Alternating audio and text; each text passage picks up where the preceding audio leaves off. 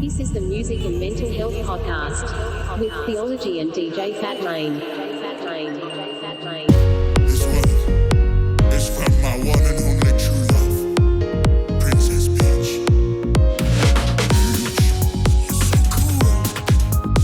And with my style, we're gonna rule. Peach, understand, I'm gonna love you till the very end. Peaches, peaches, peaches, peaches, peaches, peaches, peaches, peaches, peaches. Oh, yeah. Peaches, peaches, peaches, peaches, peaches, peaches, peaches, peaches, peaches, peaches.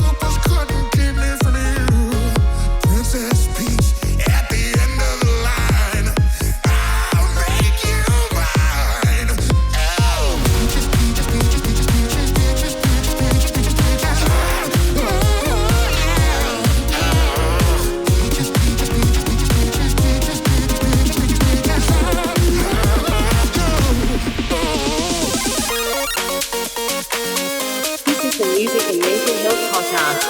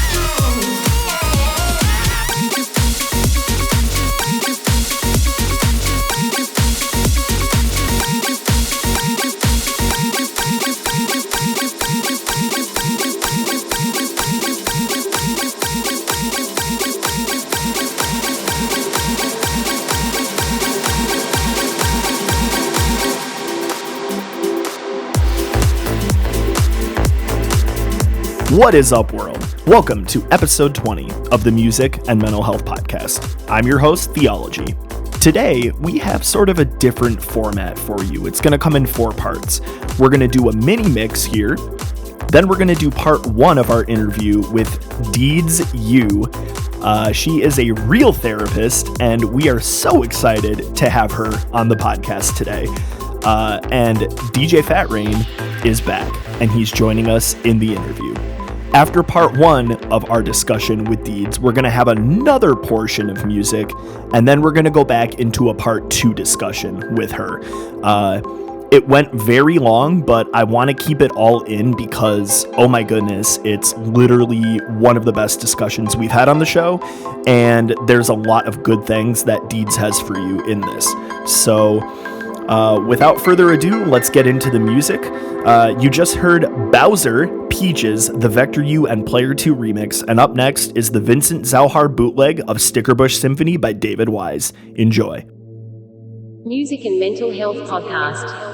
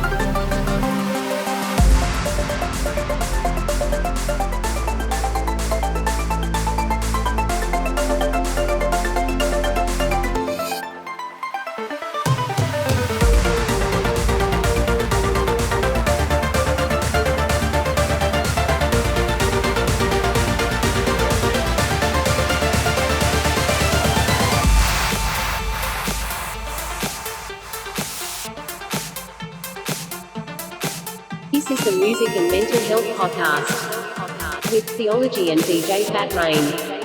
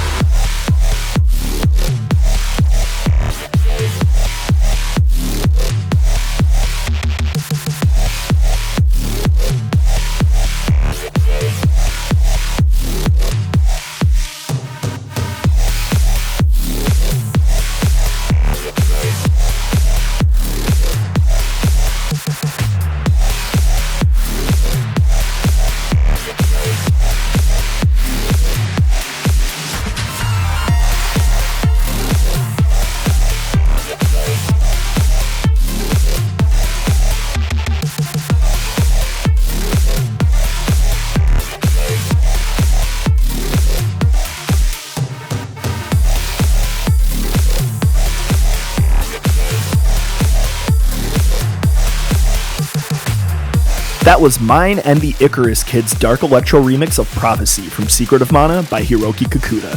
That just came out as well, so you can stream that or watch it on my YouTube channel. And up next, we've got some Tokyo Machine for you. Here is Animal Crossing New Horizons, Welcome Horizons by Kazumi Totoka, the Tokyo Machine remix. Enjoy.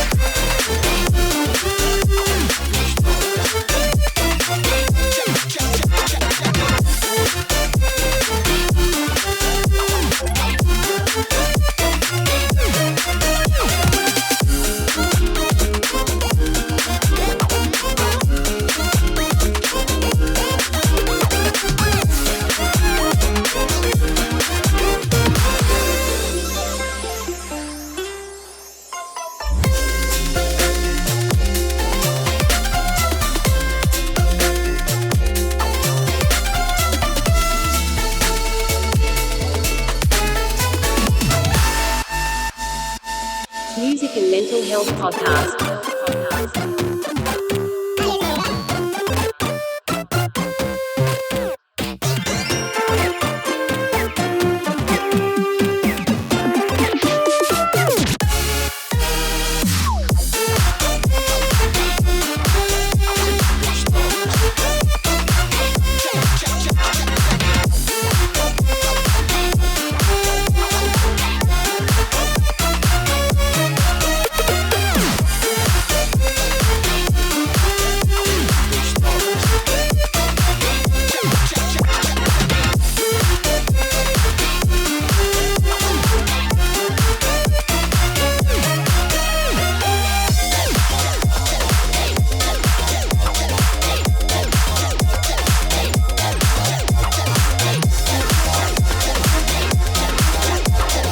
Tokyo Machine slays! Alright, up next we've got Quarter of Time, the Amphobious Progressive House Arrange Mix by Yasunori Matsuda from Chrono Trigger.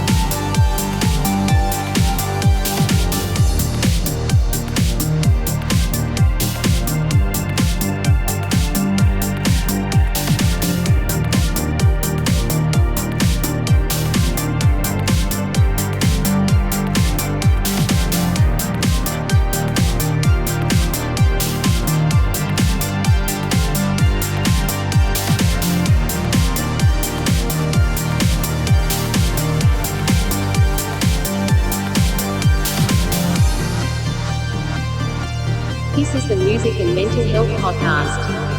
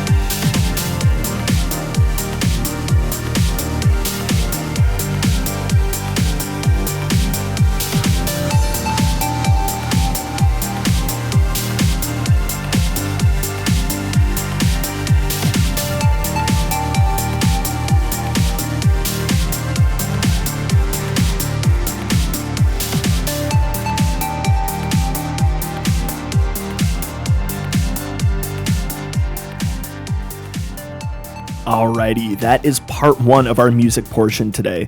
Let's get into part one of our discussion with Deeds. What's up, folks? Welcome to the Music and Mental Health Podcast. In the house, we've got DJ Fat Rain. He's back. He's off the hiatus. What up? I'm excited because I missed the British voice. And we've got Deeds. Actually, do you want me to say Deanna you Deeds? I don't know. Like, how do you? Deeds is good. Okay, Deeds. We got Deeds. I met Deeds at MegFest in January. She is a real therapist, which is really cool because you're the first one we've had on. She's also married to Vector U, so that's kind of a cool connection. And we're going to go into your story, your background, and talk about other things today. But first, our sponsor is Book 5 of Irrepressible by Tara Vassar, in which my friends Johanna and Ben are the cover models. Please don't sue us, but I don't think you will. You probably like that free publicity. Anyways, Deeds. I love the preface. Nathan is just, I'm done with this. Deeds, thank you for being on the podcast today. Thank you so much for inviting me. Very excited to be here. 100%. So, we lost Nathan. Oh no. I hate to see that. Well, that stinks. He'll be back. So Deeds, let's talk. You are a therapist, which when I heard that, I was like, oh my gosh, I need to get her on the podcast. This is going to be cool. What kind of started that whole journey? Like, is this something you've always wanted to do? Did you kind of stumble into it? Like, talk to me about that. Right. So it's interesting actually, because it feels like I've always wanted to be a therapist, but I always talk about when I was in 5th grade, they had everyone they filmed everyone at the beginning of the year and they were like, what do you want to be when you grow up? And I said that I wanted to be a pediatrician. And then I realized in 5th grade, it was like I manifested it because I said it and I put it in the universe. And then I learned that I absolutely despise needles, like with a passion. And I'm afraid, I'm a grown adult and I'll cry if I see a needle. Oh my gosh. I am it's like a phobia. Like no. I've literally been talking to one of my friends about donating plasma today, so that's really funny to me. Anyways, literally a whole bless your soul. I would love to do things like that. I've gotten better, but it's a difficult process. And then I was like, I don't know if I like kids that much. So I was like, okay. So I don't know if I vibe with them. I don't know if they vibe with me. Yeah. So I said all right, that's not what I want to, that's not going to work out for me. And then 6th grade came and middle school, is a really difficult period in life for almost every single person I've talked to. I don't think I've met a person yet that's middle school was fabulous. I peaked in middle school. Yeah, right. You never hear middle it. school in America is what? Oh, that's 6th, 7th, 8th grade. 8th grade. Yeah. What is it in England? Nothing to me. It could be sometimes 5th grade is included. Sometimes 9th grade is included. It just depends. 12, 14. Is that how old you are? Yeah. So you're 11 to 13, 14. Yeah. Perfect. Yeah. We just do year 1, year 2, year 3, year 4. Yeah. You keep it simple in other countries. We get it. Right. We get it. The metric system sucks. We get it. Thank you for your admission. I appreciate that. Oh my gosh. I love it. So anyways, 6th grade. Anyway, that's too funny. So then, it was so right. I'm forming new friend groups and navigating the trials and tribulations of being an 11-year-old girl.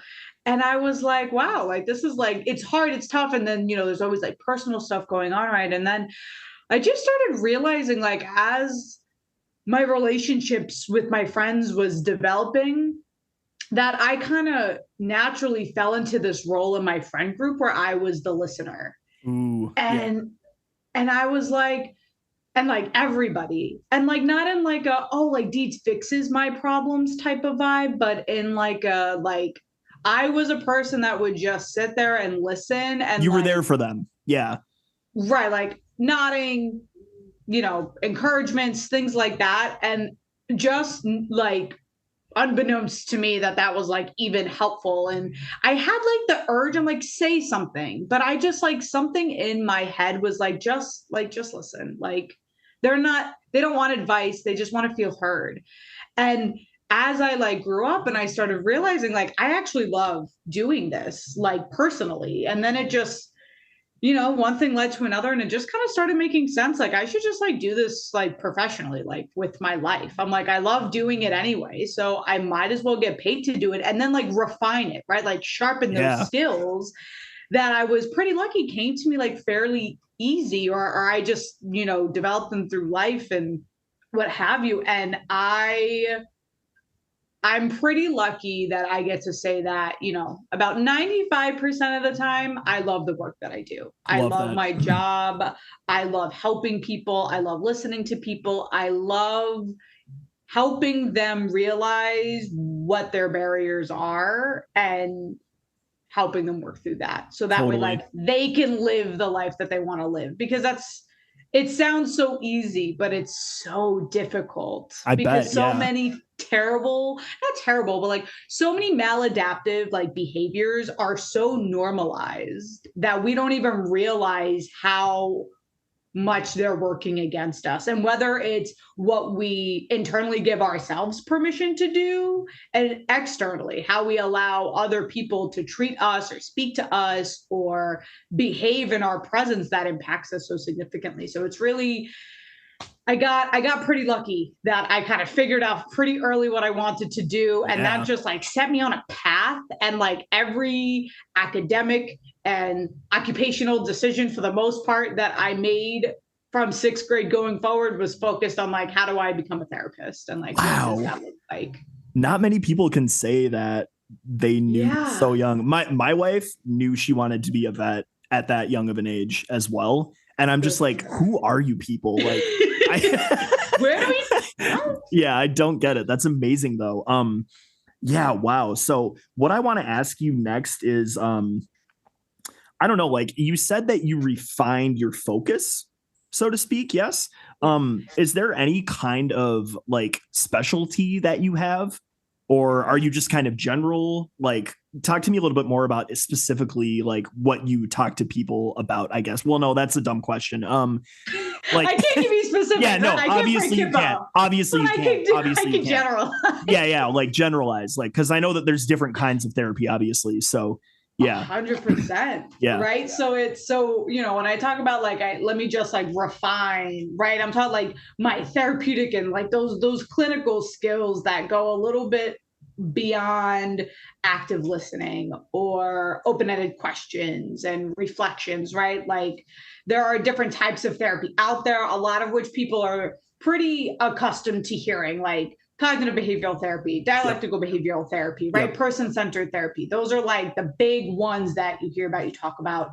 And so when I went to school and I got my master's degree, which is like graduate school, I also, in conjunction with that, got a kind of like I got an advanced certification in interdisciplinary trauma, which is basically just a fancy way to say that like I studied different types of trauma. So I studied natural disasters. I studied grief. I studied military trauma. I studied domestic abuse. I studied different forms of abuse that occurs throughout your life, but specifically in children. So like sexual abuse, physical abuse, emotional abuse, verbal abuse, right? Those sorts of things, and how they manifest differently and how they carry through from like a developmental lens.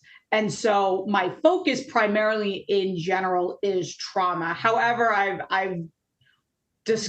learned just from trial and error in different spheres that I've worked in, public, private, inpatient, outpatient, that I really like working with veterans. I really like working with personality disorder, specifically borderline personality disorder, which gets a really bad rep. And it makes me so sad because it's not that like, it's not that bad, but it does get a bad rep, unfortunately. It does, yeah. The public does perceive that as like you're crazy, yeah. Which that's really cool to hear, Deeds. Honestly, yeah. And it's a really interesting, and the way that where it comes from, right? Like its origin, super interesting. So I talk a lot about trauma. I talk a lot about childhood trauma. I talk a lot about adolescent trauma. I talk about trauma that occurs in adults. And then how that manifests emotionally, cognitively, behaviorally, right? Which is essentially, as human beings, what we're made up of: our thoughts, our feelings, and our behaviors. Of course, our biology, physiology, but it's tiny factors, but yeah, right, minor details. Yeah. But and then in studying trauma, right? Like you learn about what biological mechanisms exist that get triggered, that get activated, and increase or decrease in response to our environments. And it's really exceptional how much control our environment has over us that we don't even like think about on a day-to-day basis. And so I work with clients a lot through that, but I work with clients that have significant depression, anxiety, right? Those are like really common diagnoses that people struggle with. Also substance abuse. I work with people that struggle with substance abuse, anywhere from like alcohol to fentanyl to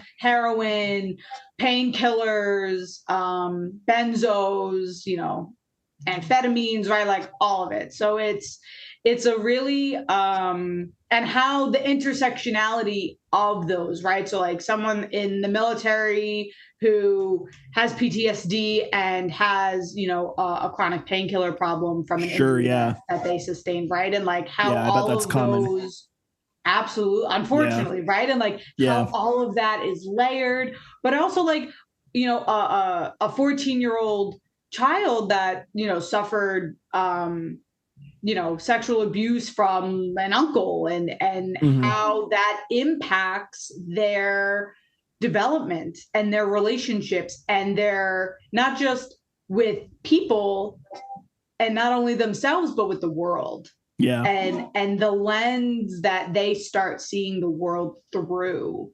And it really takes a person who's really ready to start addressing those things and challenge those things about themselves, because it's so hard for people not only to ask for help because of like society. Luckily today, it's a little easier than even 10 years ago, but we still have such a long way to go.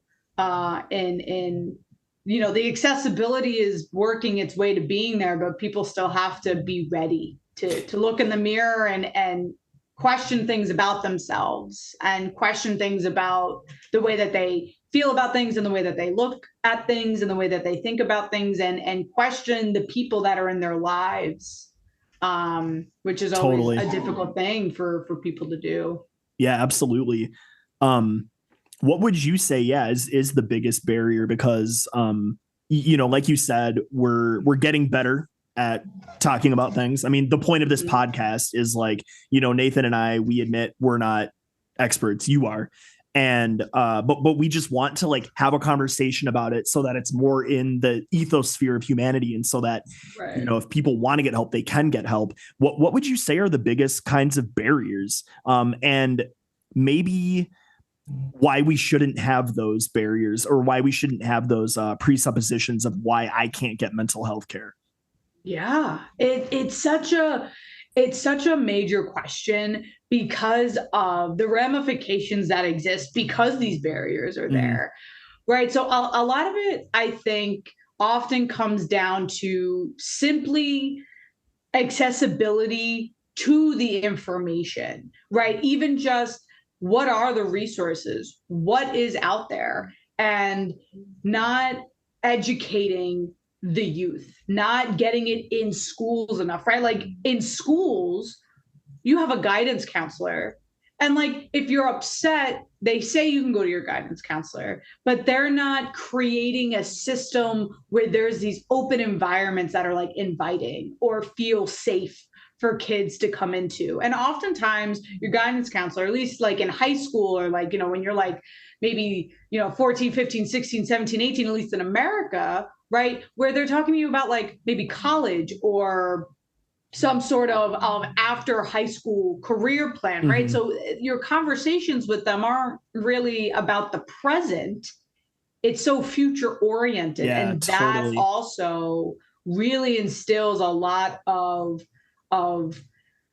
dissociative traits for kids, because they're not present at all. They're very like, what do I have to do in a year from now? What do I have to do 2 years from now? What do I have to do 6 months from now? And now that you say that, literally all I can think about of being in high school is looking towards the future. Always. I didn't enjoy that. Like, yeah. It's stressful. Yeah, I wasn't there in the moment. There's not a place for it. Yeah, I don't know. It dominates. Yeah. How was it in England, Nate? Like, I don't know, was it also that future oriented? Just like get to university? Like, I don't know. I would say in Europe, and I can only speak for England specifically, is that the pathway of education is different in the way that, and I think it's changing in the United States finally, thankfully. Yeah. But there is a lot of emphasis of go live some life for a little bit and then come back.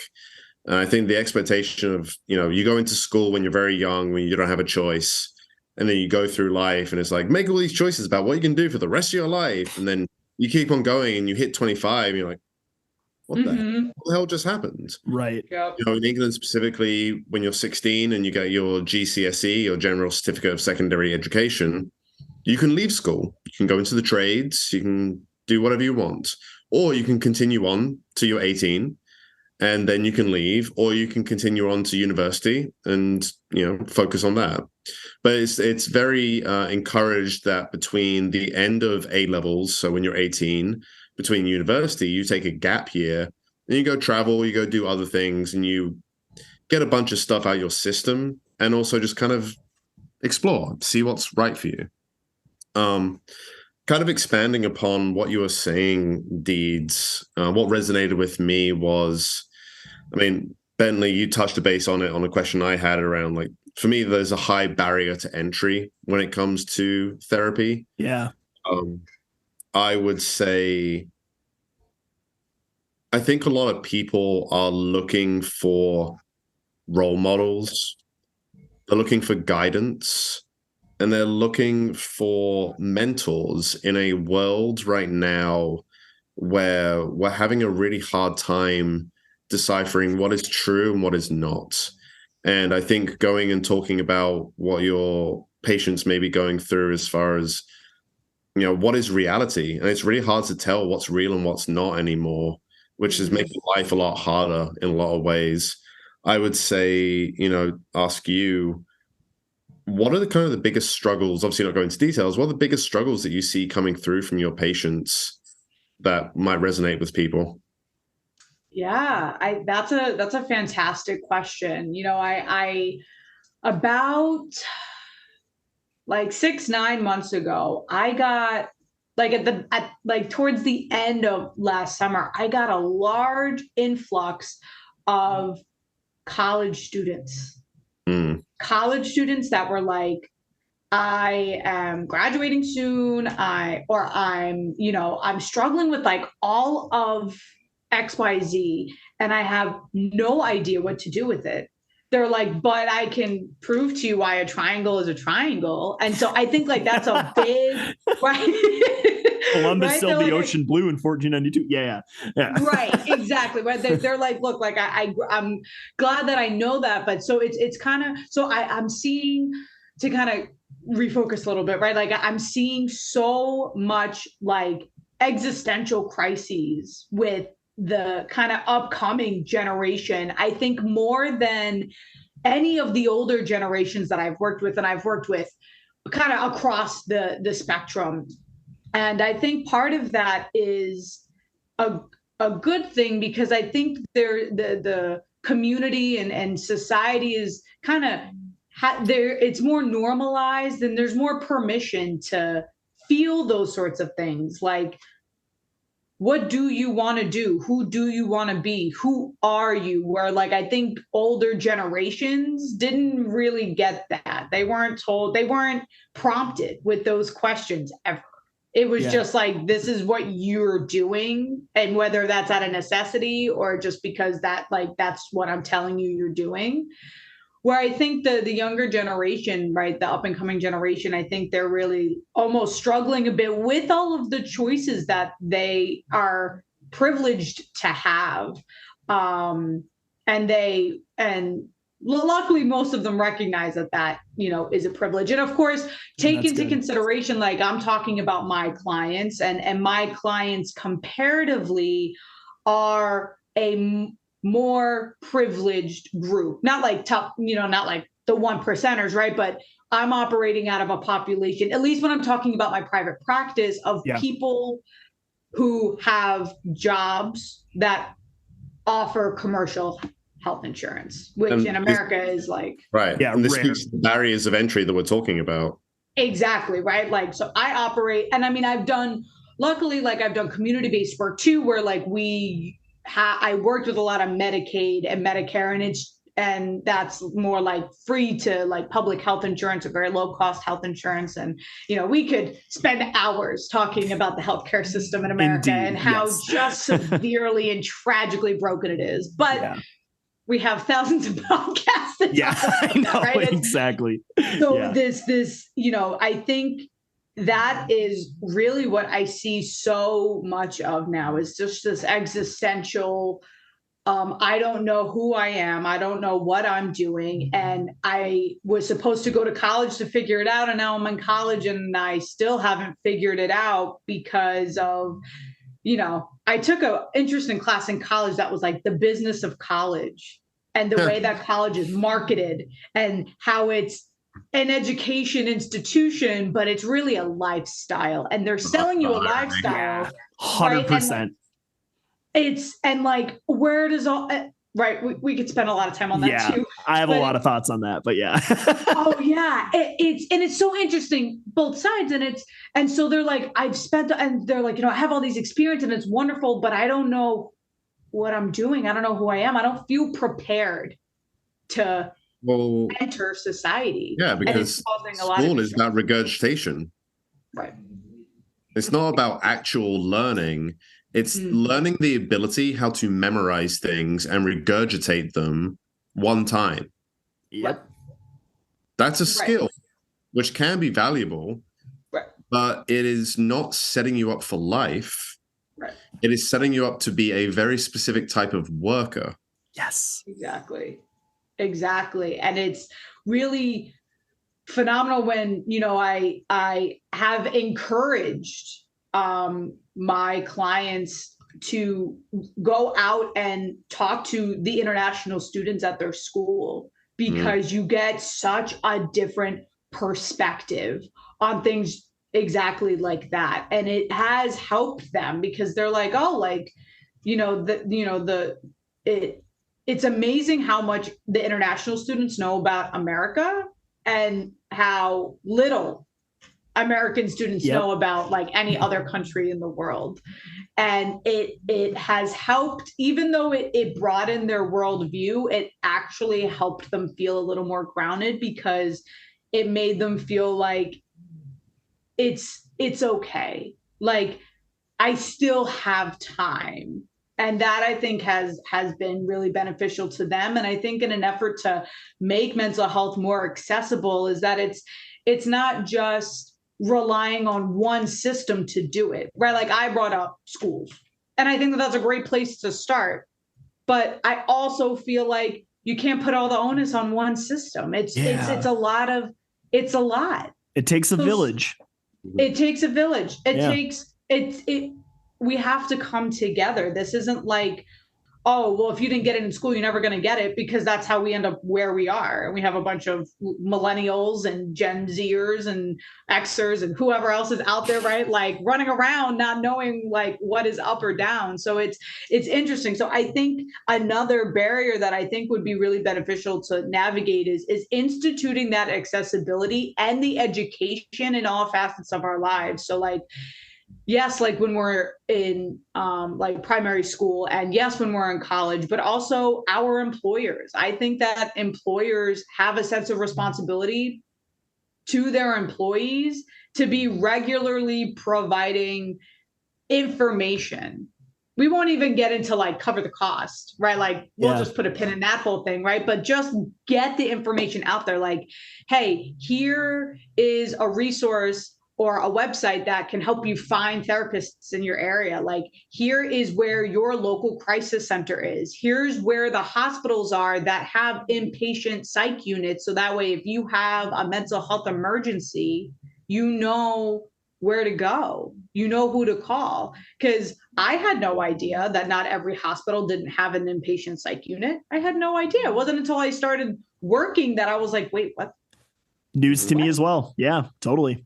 That's crazy. Right. And I was like, what's a crisis? I was like, oh, yeah, there's got to be crisis centers. But I'm like, I don't know where to find those. I don't know who to call. I don't know where to find that information. Right. Because no one tells us. No one gives it to us. So I think that because once we start giving it to people in all facets of our lives, and like even like in public places, like posting it up, like even in New York, right? You think about Times Square, like all those billboards, all those flashing lights, post those resources for the people of New York, right? Any major city, any town, right? And even like, like when you buy a house, like your town will like send you all this like welcome to the neighborhood stuff. I think that would be a great place to put all of the local resources for that town, and even like maybe the towns around. Because then once we have it, then that's when it can start getting integrated into the next set of little humans, right? The next generation, because then parents can educate them because they have the information to educate them with. So it'd be like sorry, Deeds, can I say this? It would be like playing the original Legend of Zelda, and the cave with the old man is not right up to the left. saying it's dangerous to go alone, take this. It'd be like if you just had to find that old man somewhere across the map and you had no idea where to look, right? Yes. Like you need the resources right there. And so, man, that's a really good point. I totally agree. And that's kind of what we're trying to do here with this podcast in a tiny, tiny way. Cause like, I don't have a huge following or whatever, but like I'm putting this out there because the conversation needs to be had, because the resources need to be accessible. And I'm definitely going to ask you for maybe some of that after this, so I can like post it in the description down below. Absolutely. Because it's definitely a huge thing. What's up, Nate? So I think for me, a big part of doing this is to be able to give information to people and empower people. And recognizing we're in May, we're in Mental Health Awareness Month, talking to a therapist, which we're blessed and thankful to have. There is a lot of fear around therapy, right? It's a scary word, and there's, stigma and implications that you're weak, especially in, if you're talking about being male, right? I should be able to do it myself and everything else. What would you say to people to help demystify, release some of the stigma if someone is in a position of, I don't know, I feel like this is good for me, but I can't? What would you say to people? It's so interesting you asked me that, because I put a little blurb about that in my Psychology Today profile, because I've worked with a lot of men, and I hear that constantly. They're like, it took me 15 years to get here. And so, what I tell, when I work with, my, other professionals, right, or I'm talking to clients or anyone, right, and I tell them, you have to the best of your ability, look inward. And is the voice that you're hearing that's telling you that you need to man up or rub some dirt in it or just figure it out yourself, is that your voice, or is it someone else's voice? Is that your dad's voice? Is that your mom's voice, right? Is that society's voice? And how do you want to take control back of your life? And to kind of flip those stigmas on their head, I think that how you define strength, how you define weakness is should be your guiding light. And a lot of men specifically do feel like talking about the problem, seeking therapy, is a sign of weakness. And what I've told them specifically in that regard is, well, would you say that if someone went against the grain, or someone stood up for someone, even though they knew that maybe they would get made fun of or they would be rejected for it, would you feel like that person was a strong person for doing that? And they're like, oh yeah, 100%. And I said, that's the same principle, right? Yep. You are going against the grain to help yourself. Go against that stigma. That is what strength is. I was like, going with the flow, that is not only what's going to keep you stuck, but is what's going to reinforce the things that continuously make you feel weak. I love that. God, I love that. It has worked most times. Yeah. When they're like, they sit back and they're like, wow, I didn't realize how much control I was allowing that narrative to have over my life and my decisions and my perception of myself. Yeah. That's incredible. Yeah. So that's what I say. That's Love what that. I tell the people. I'm like, and I also tell them, like, if you had the skills, you would do it. Mm-hmm. You would, right? Totally. Most people, right? If we had them, if we knew what we were doing, we would just do it, right? I always use the Nike. I'm like, just like Nike says, just do it. Yeah. I'm always like Shia LaBeouf it. Just do it. Yeah. I love it. So I'm like, we could if we would if we could. And then I also tell them, especially when it's with older men more specifically, because that tends to be more of the population that I see, as I say, how long have you been carrying what it is you're going through, or what you're, all that weight? And, sometimes it's 5 years, 10 years, 20 years, 30 years, whatever it is. And I said, okay, and how are you feeling now? And they'll describe it. And then I say, okay, do you think that you can feel this way for another 5 years, another 10 years, another 30 years? And remember, you feel worse now than you did 5 years ago or 10 years ago, right? Depending on the timeline. So the feelings that you're feeling are only going to get compounded. Yeah. I said, so are you okay with having that occur? Are you able to wait another 30 years? And I've gotten no. Yeah. Every single time. That makes total sense. That helps them stick. They're like, I can't go another 10 years like this, no matter what anybody says or thinks. And I'm like, exactly. And I have a lot of fathers too. And I tell them, I'm like, you're going to show your kids, you're going to show your sons that it's okay to feel, that it's okay to feel an emotion other than anger. Because it so is. Oh my gosh. Well, Deeds, we're going to continue this conversation with you when we come back. Because holy crap, it's so good. But yeah, we got to take a quick break here, and We'll see you very shortly. Welcome to part 2 of the Music and Mental Health Podcast music section. Right now we have Koji Kondo's The Legend of Zelda Tears of the Kingdom theme, remixed by Player 2, Vector U, and Noteblock.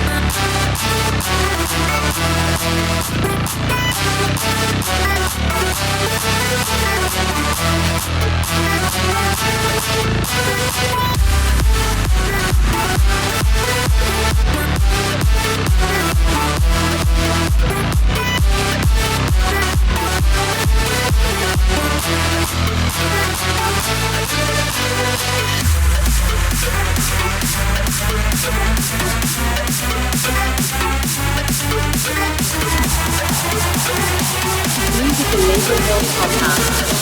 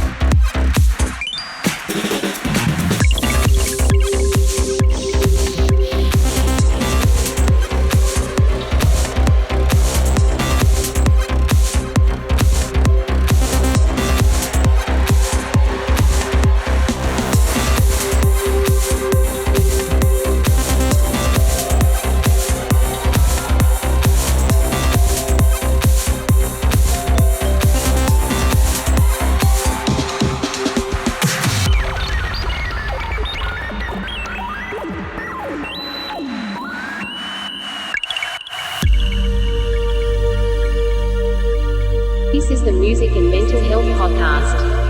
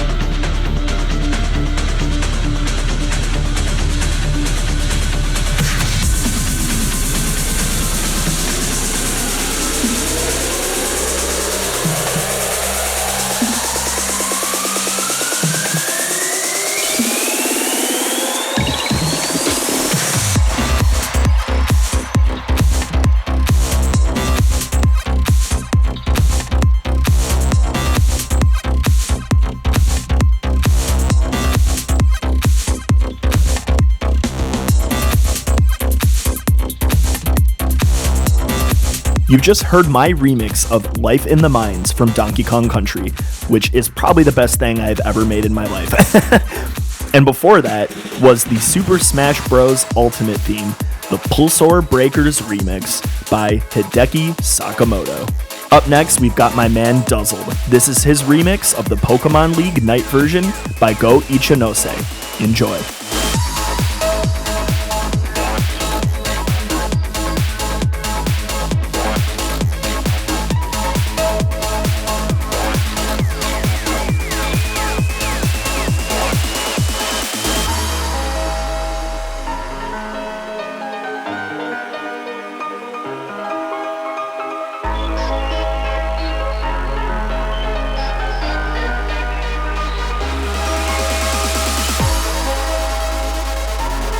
Music and Mental Health Podcast.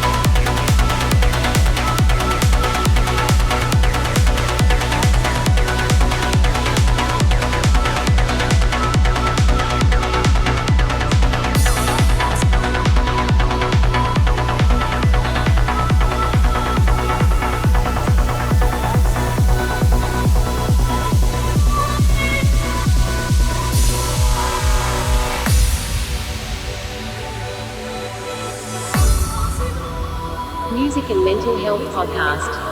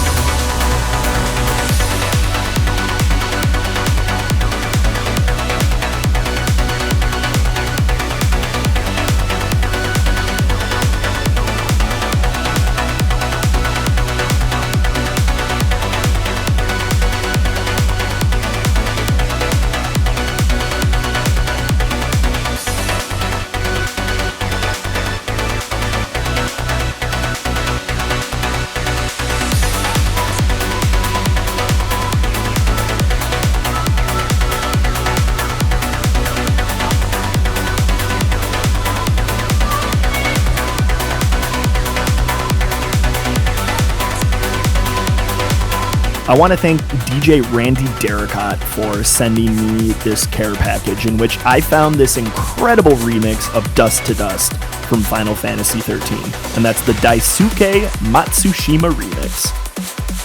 Up next is a new one from me, and from the Phase 2 of the Secret of Mana album, this is Did You See the Ocean? Theology Remix by Hiroki Kikuta. Enjoy.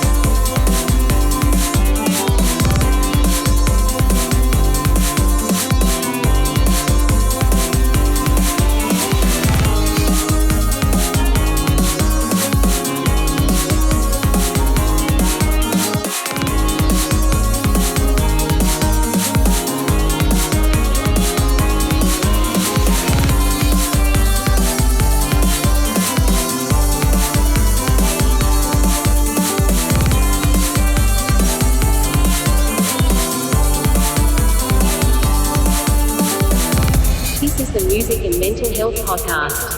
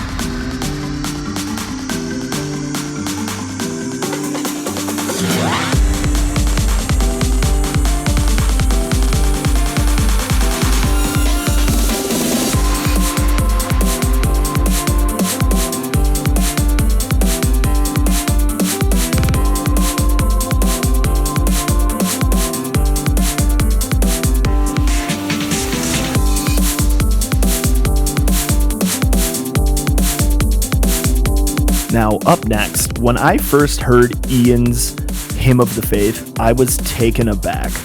It's probably the best recording of it that I've ever heard, and I knew I had to remix it.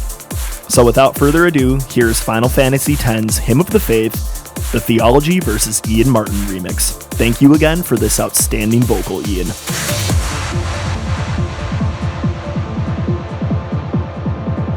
This is the Music and Mental Health Podcast.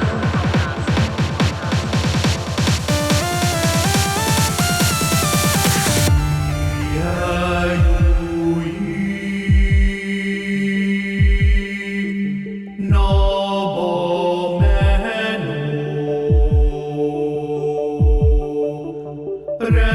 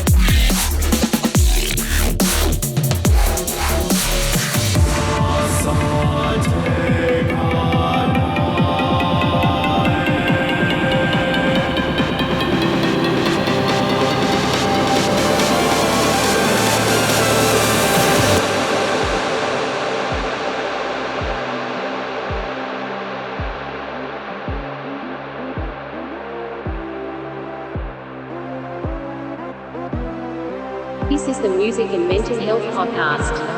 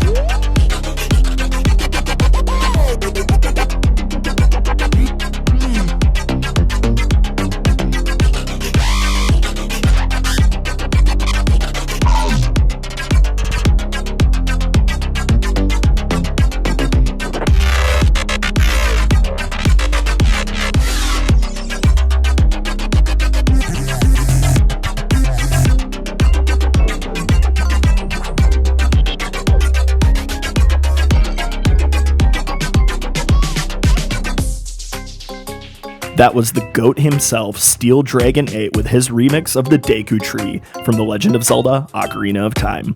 That is one of the most unique drops I've ever heard, and I am obsessed. To close out the music portion of the show, we're gonna get chill. Here's Hanabi's chill remix of Gerudo Valley from The Legend of Zelda: Ocarina of Time. Thank you for this one, Hanabi. This is the Music and Mental Health Podcast.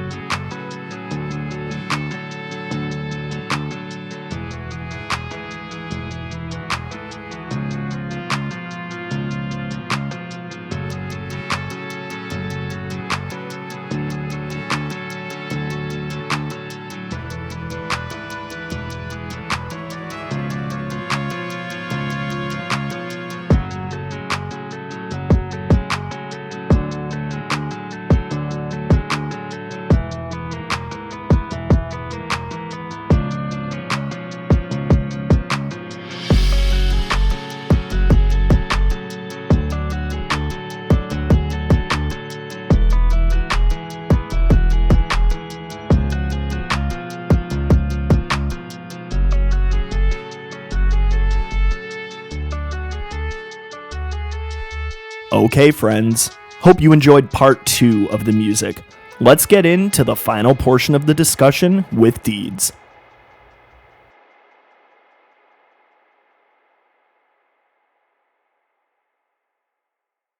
Welcome back to the Music and Mental Health Podcast, where we have DJ Fat Rain. Yes, he is back part two with deeds here.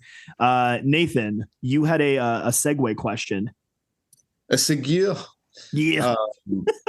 So to carry on the thoughts train of our previous piece, I work with men's groups, and I'm curious to hear your professional thoughts and observations. Mm-hmm. Obviously, there is a significant difference between how men and women are raised and how they are taught to approach situations, right? Generally, women have a much better vocabulary when it comes to conveying feelings and thoughts, whereas men do not have those words and generally don't have the feeling or don't have the ability that they're allowed to vocalize in those ways. In your experience, how does that generally manifest in therapy sessions? Difference between men and women.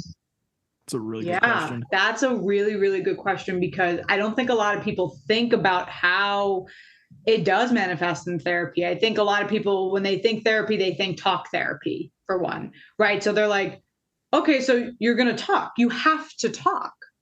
But if you struggle to talk in your everyday life about your feelings, starting therapy is not going to necessarily make that 180. So it transfers pretty seamlessly for men when they come to therapy. So I think you're spot on there. Typically, and of course, disclaimer, I'm operating specifically out of like a US lens. I have worked with different cultures in terms of, gender and race and sexuality and socioeconomic classes and such. But in terms of kind of more international, not as much. So keep that in mind as I share this perspective. Yeah, for sure. But you kind of hit the nail right on the head, right? Typically, when I am meeting with my female clients, my clients that identify as female, they tend to be much more verbal. They're able to verbalize much more clearly and effectively how they're feeling, and much more efficiently as well. People will use the common fillers of as most people typically do, but something I've noticed is men tend to do that more. They're either drawn out or they utilize silence much more. And one of the first skills that every therapist should learn is to get comfortable with the silence, especially if you are going to work with men, because they sit and they think. Men are very cognitively based compared to women. Not to say that women don't think, because of course they think. And it's the same if you flip it. Not to say that men don't feel, of course men feel, but they are much more cognitively based, where women are much more emotionally based. For example, when I sit with women and I'm counseling women, they'll often use language such as like, I feel like, etc., where men often lead with, I think that. And so, it's a small, it's like a 1 or 2 word difference, but it helps as a therapist to pick up on that, because you can understand what lens in that moment they're operating out of. So you do see that a lot. That's a pretty big distinction between men and women. And often, men will come in and emotionally, the only emotion that they can recall feeling is anger. Tired, that's like a socially acceptable feeling, but anger is huge. And even if they say upset, when you dig with them, it leads back to anger. Where women do have that vocabulary, like you were talking about, they're able to say, I was sad, or I was feeling kind of guilty, or I'm feeling depressed. Where those emotions, even though men from a cognitive perspective can say, and sometimes they can't, but they're like, oh, I know what that is, but I don't know if I feel that. Wow, that's fascinating. Yeah. And then so it just goes back to anger. Anger. Wow. Anger I would throw in the word frustration as well. Absolutely. Yes. Because it leads to each one is interconnected, but frustration leads to anger. And I know in my personal history, when I've been in situations where I feel like I need to vocalize, but I don't have the words for it, it turns into frustration, and that frustration then turns into anger at myself and my inability to be able to vocalize that, and then it makes the other person frustrated and angry at me, and then everything bubbles. Yep.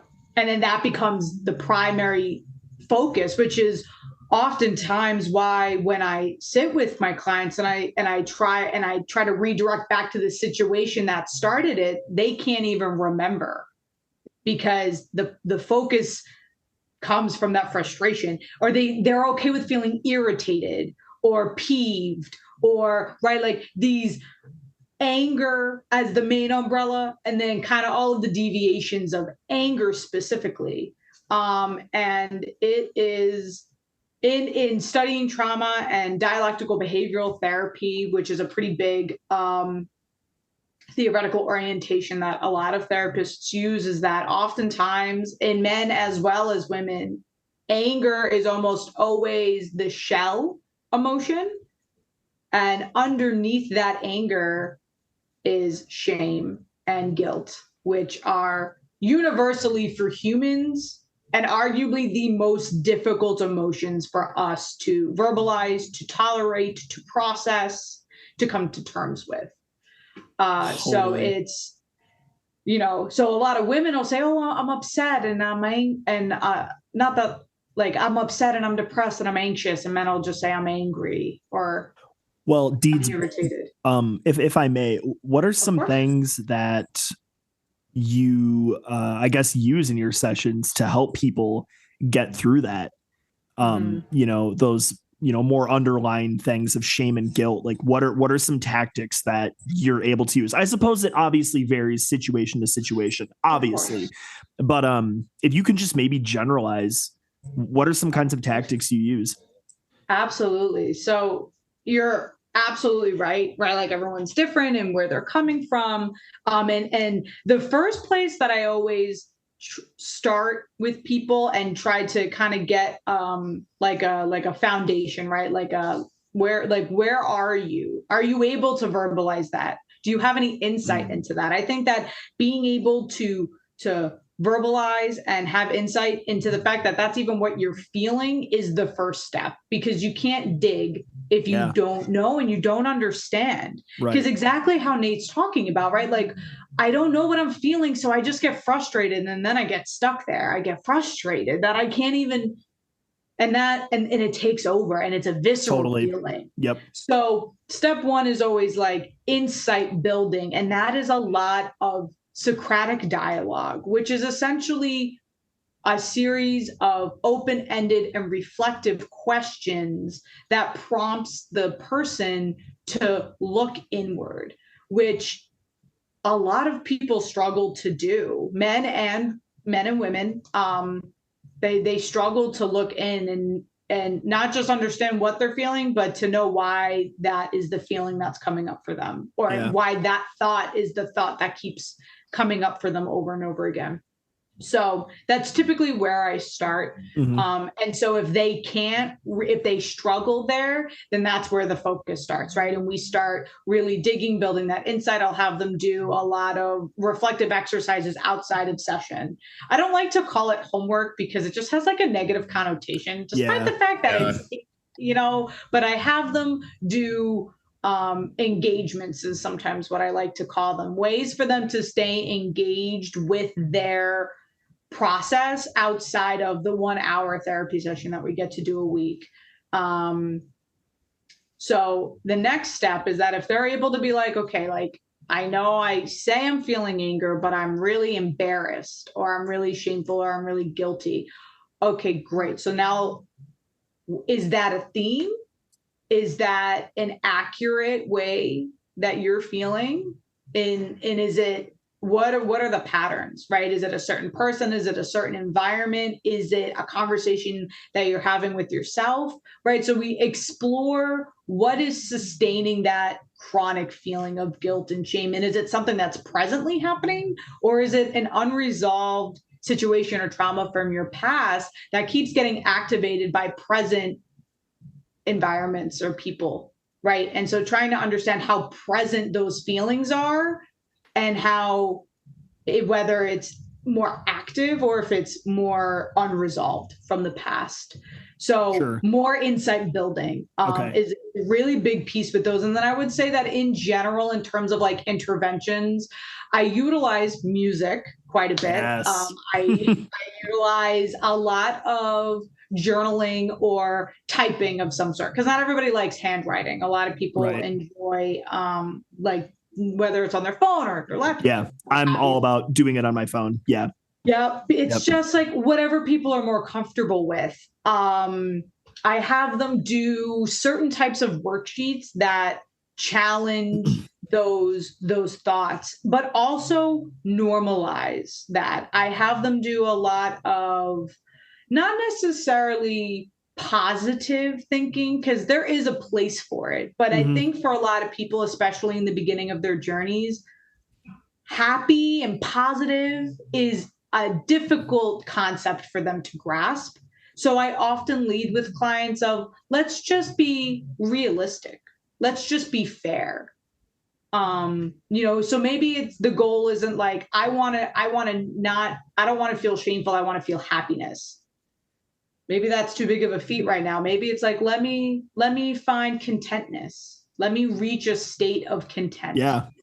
And then we can grow from there, right? We can have the big overarching goal of like, I want to be happy. Fabulous. Great. Let's break that down a little bit. And what's the next immediate place for us to go? Because for people that struggle with depression, anxiety, shame, and guilt, they often actually feel very scared to feel happy, because they don't want to feel losing that feeling.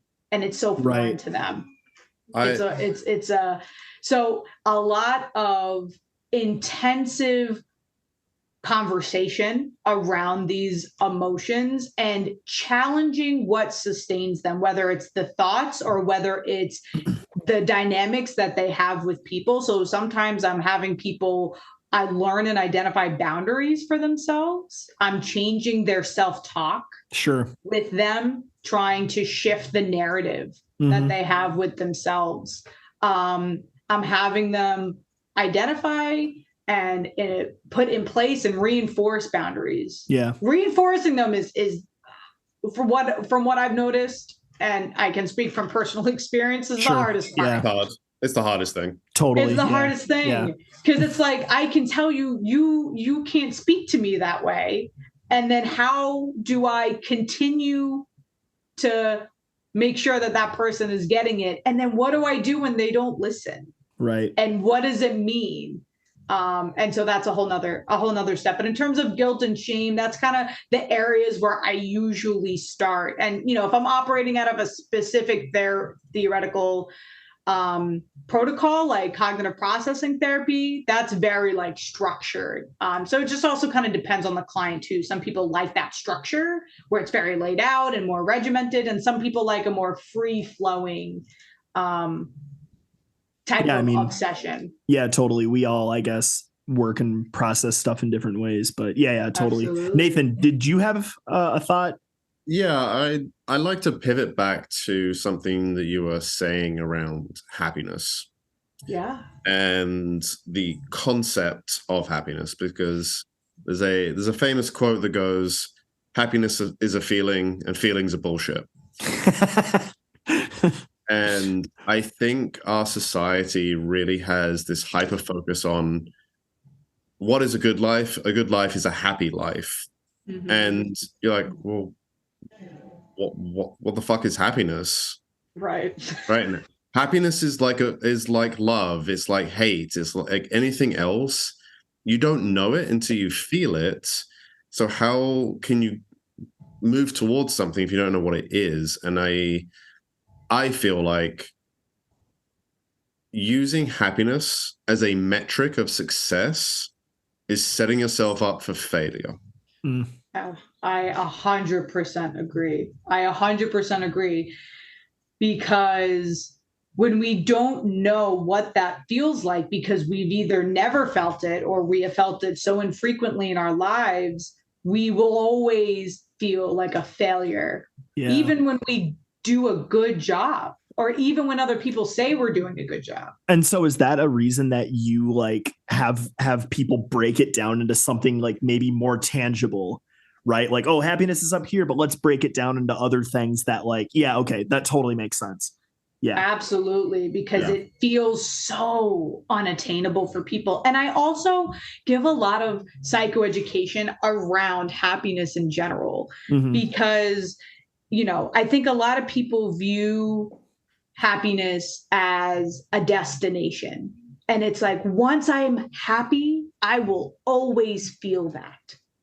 And it's like, rarely happens in journeys. The journey is the fun part. The destination, you're like, I remember I beat Yoshi's Island as a kid, Super Mario World 2, and I cried. And I was like, I don't know, I'm crying. This is a platformer. Why am I crying? It's because I enjoyed. Yeah, I enjoyed it. But it's a memory. Yeah, I enjoyed the game so much that when I beat it, I was like, what is left? And that was my first time experiencing that feeling. But yeah, you're so right, Dee. It's like, oh my gosh.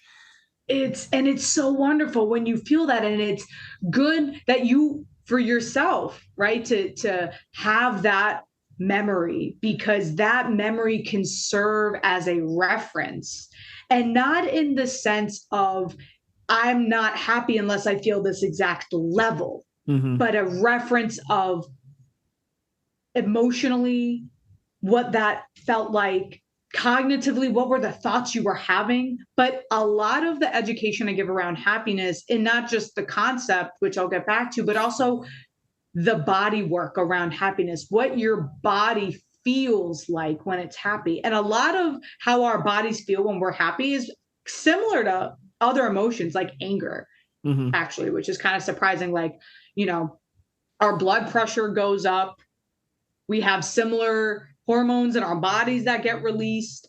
And so it can be a little conflicting, but we also get like a jazzy feeling, right? Like our skin sometimes feels like it's buzzing, or sometimes we feel like we're kind of almost a little lightheaded, or the world is spinning. Where like everyone experiences happiness different if they've been, lucky enough to have experienced that emotion. But that's a lot of the work I do with people too, in educating them in emotions, is to be very in touch with your body and what your body is telling you with that emotion, because you will feel physically different things with every emotion. And so and with happiness, I try to educate my clients and tell them, it's not a destination. You will feel happiness, but it will go away. But that's not a bad thing. Happiness is an emotion like every other emotion that we experience: guilt, shame, joy, sadness, anger, all of it. They're all exactly of an experience that we're having, or a memory, or what have you. It's not intended to be permanent. No emotion really is. And that's why happiness is such a difficult concept for people that struggle with anxiety and depression, because their foundation, their equilibrium is sadness. So every other emotion that they feel is a deviation from that. So it's like, oh, I'm feeling angry. Okay, but then when I come back down, what do I feel? Sadness, anxiety. That's how you know what is my equilibrium, right? What is my foundation emotion? And that's why happiness is so difficult, because when you have those at your foundation, any good feels almost impossible to feel, because it's like a foreign concept. And to have it and then to not feel it anymore almost feels worse for some people than never having had experienced it at all. And they also, with depression, anxiety, it tells you the worst things. It's not your friend. It's not like ramping you up. It's not trying to like motivate you, right? It's demotivating. So it's going to tell you that you're never going to feel that again. It's So I do try to have clients get to a place of contentness. I use content a lot because that is also a calm place to be. Because even happiness does take a toll on the body in a sense. And anger is an emotion that especially takes a very high physical and mental toll. Yeah. Like at these cons that I've met you at, I am at a peak state of happiness. And then by the end of it, I'm like, okay, bye. You know? Yeah, exactly. Totally. You're like, oh, by like sluggish, you're like, okay, I'm tired. I gotta refresh. Yeah. Content is much better. Oh my gosh. What Nathan, I do with my up? clients talking about this, and maybe you can attest to this, Bentley, a little bit, is going back to what you were talking earlier, Deeds, about the college students that have come to you and be like, I don't know what I want to do. It's like, no one really does. But correct me if I'm wrong, but is a consistent theme when you ask someone, it's like, oh, well, what do you want? It's like, oh, I want to be happy. Right. And I think that is a easy go-to because you don't know what to look for, what that looks like. And when I do coaching and people say that, I was like, oh, okay, well, what does that look like for you? And generally, it's a lot of silence and a lot of thought and not a lot of answers. So then you go into the coaching brain. It's like, okay, well, let's talk about what in your day-to-day life brings you joy, hobbies, people, whatever, right? You start diving into the facets of their life and bringing out the pieces that they weren't aware of that actually brings them happiness and joy, and using that as a baseline to start being like, okay, well, throughout your life, what can you use to create a happier life and create your personality and your energy to attract to you other people who also enjoy the same things that raise you up?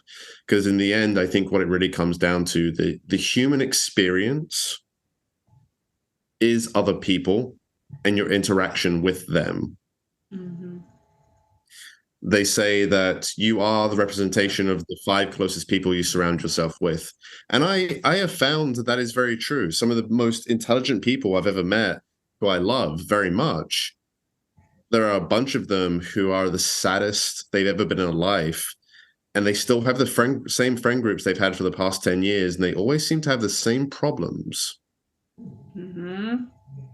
And they always seem to bitch about the same things to each other. And it becomes this vicious, toxic cycle that happens. And they always feel like they're stuck in this loop and everything's happening to them. And when they are able to separate themselves out from those things, they start to be able to release a lot and find their own happiness outside of what other people are telling them is their happiness, or the vicious loop of verbal toxicity and bitching to each other. You are who you surround yourself with. Yep.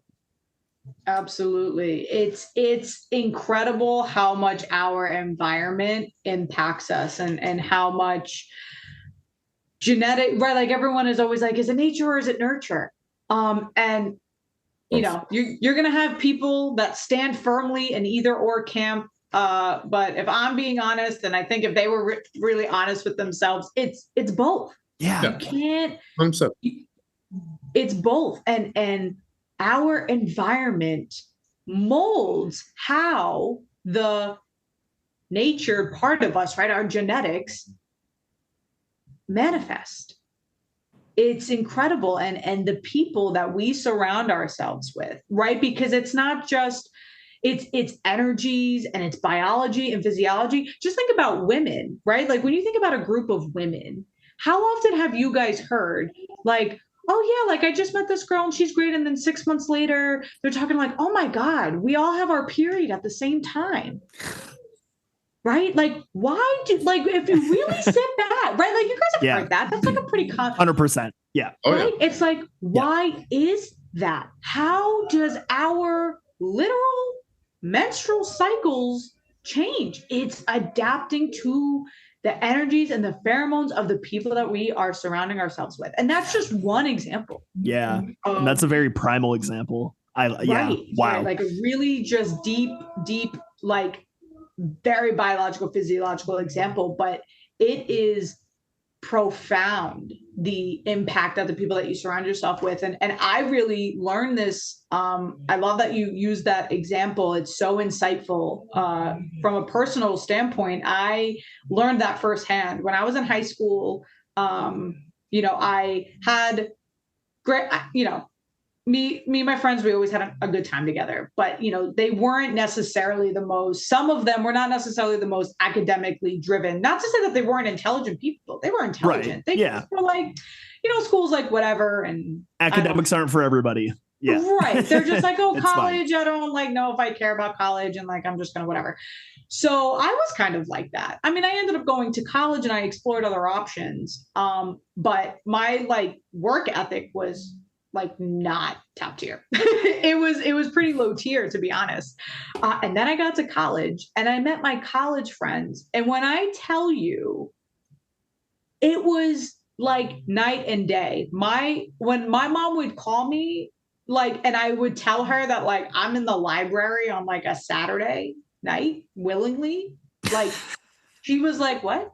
Are you okay? You feeling all right? Yeah. Right. She was like, oh, are you just sick? Or oh, do you have a big test on Monday or something? No, I just I have homework. I need to keep studying. And she was like, where's my daughter Deanna? What have you done with her? It was amazing that when I put myself in an environment with other people that really were so academically driven, it made me rise to the occasion. And not to say that necessarily happens for everybody. That I think is very specific, right? It speaks to kind of who I am as a person a little bit, but it speaks to exactly what you're talking about, in that the people that we're with, if they are people that are resilient, if they are people that have an open mind, if they are people that aren't afraid to have the conversation and they're not adverse to confrontation, you're gonna challenge yourself a little bit, or you're gonna leave, right? Because you're gonna be like, that's not for me. But either way, it's either gonna push you to grow, or it's gonna reinforce more things and make you more certain about who you are as a person. Totally. Right? Which isn't necessarily a good or bad thing either way, taking the judgment out of it. It's just our path.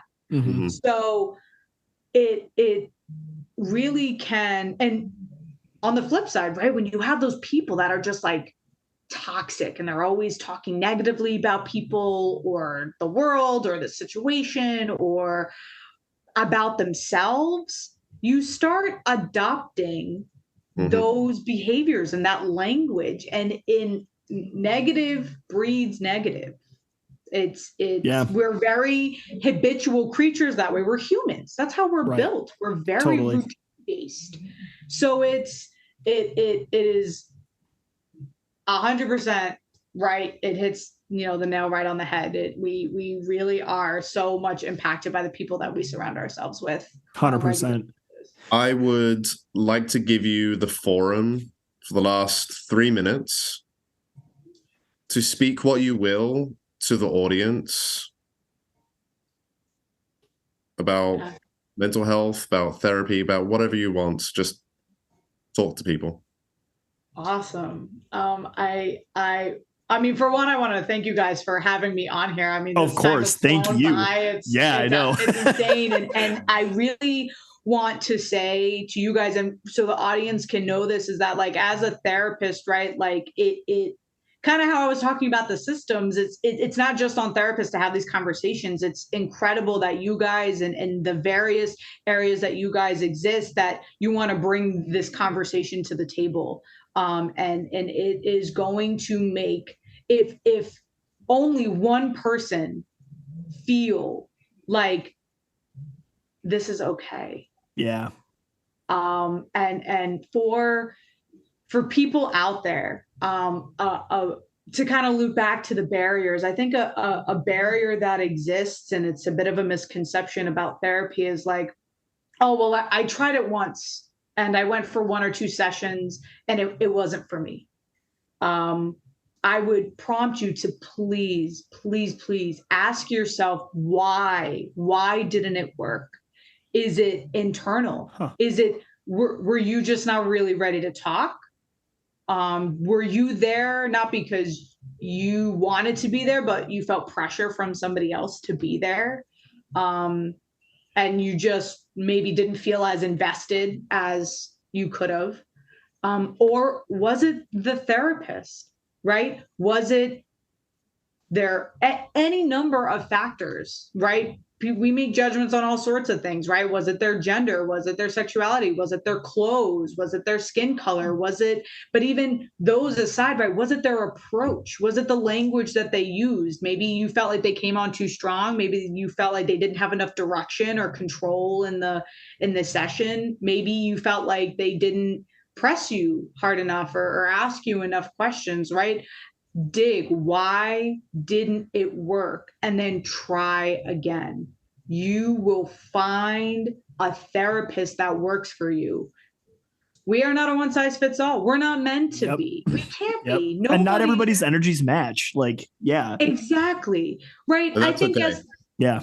Right. And I think as therapists, I think that it is our responsibility to do our due diligence and be as adaptive as we can be, but we can't lose sight of, our scope and who we are as people and our authenticity. Because at the end of the day, therapy is not about the therapist, it's about the client. So it's not really about that. And people get so discouraged because it's so hard to even reach out once. So they're like, all right, this is my one chance. Yeah. But, and it's like, no, please try again. And if try it again. You're going to learn. You learn from your failures as much as you learn from your successes. So even if it doesn't work out, you don't even have to frame it as a failure, right? It's another lesson. It's something that didn't work out the way you intended. What didn't work out? How can you work it? And that way it can be successful going forward. And that insight, right? That information is going to help you find the person that you're going to connect with. Just like you do in all relationships, your friendships, your romantic partners, right? You gather that data and it helps you. Therapists are the same. Well, you're not going to date your therapist, but or like befriend your therapist. But anyway, so that would be one of the biggest things that I would want to encourage anyone to do is just, if it's not the right fit the first time, I always tell people, give it like 3 to 5 sessions anyway, just to really make sure, because it's hard in an hour. Yeah. Right. But if it's not a good fit, it's okay. Also, you're not going to hurt your therapist's feelings. Don't worry about our feelings. Yeah. It's okay. Yeah. It's about your feelings. Come on. Yeah. Exactly. You're not going to hurt our feelings if you say that you don't feel like this is working out. We may want to work through, try to help you figure it out a little bit and see if there's anything to work out. But at the end of the day, if I'm not for you, I would love to help you find that person. Right. And dare I say, durf